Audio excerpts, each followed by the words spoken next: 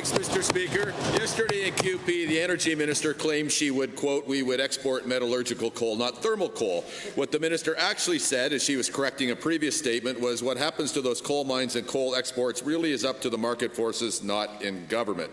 To the minister, since your incorrect correction of your previously corrected statement now needs another correction, will you just now answer the question instead? Does coal magically conform to your standards and the emissions magically disappear when it is burned on the other side of the world in a plant with lower emission standards? Minister of Energy.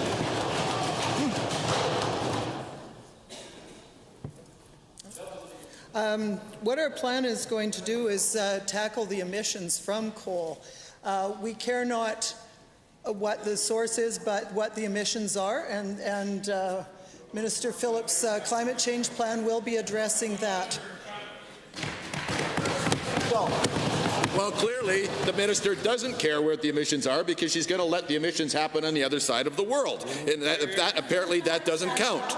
To the Energy Minister, your ministry opposes innovation that would lower emissions at Calgary coal plants, even though those coal plants create jobs, and instead you favor higher emissions that cannot be controlled while it's burnt in other countries.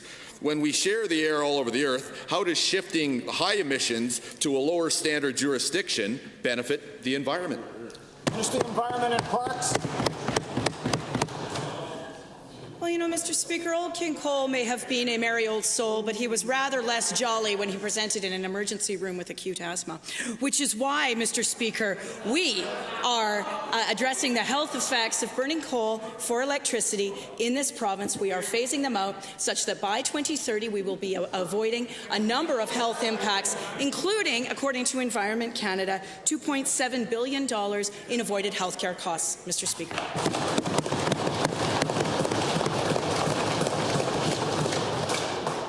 Second supplemental. In the spirit of nursery rhymes, the Emperor Minister's answer has no close, Mr. Speaker. Now, the member for Calgary South asked the Energy Minister in estimates about coal-fired electricity and said if we were world-leading in emission reduction, could there be a future for this sector in Alberta? To which the minister answered, if there's a commercially viable means of making coal zero emissions, I don't see why not. To the Premier, do you agree with your Energy Minister who says clean coal technology is a good idea, or your Environment Minister that won't listen to anybody under any circumstances? Minister of the Environment.